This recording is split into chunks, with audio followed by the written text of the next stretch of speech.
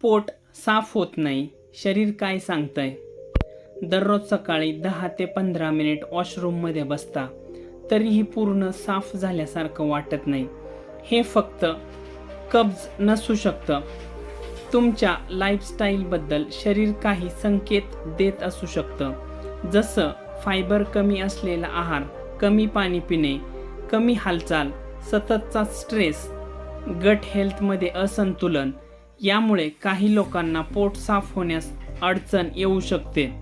जर हा त्रास वारंवार होत असेल किंवा वेदना, रक्त, वजन कमी होणे यासारखी लक्षणे असतील तर डॉक्टरांचा सल्ला नक्की घ्या. रोज पोट साफ होणं म्हणजे फक्त आराम नाही, ते चांगल्या पचनाचंही एक संकेत असू शकतं. कमेंटमध्ये गट लिहा. मी तुम्हाला गट हेल्थ डेली चेकलिस्ट मोफत पाठवेन आणि याच प्रकारच्या माहितीपूर्ण व्हिडिओसाठी नक्की फॉलो करा. धन्यवाद.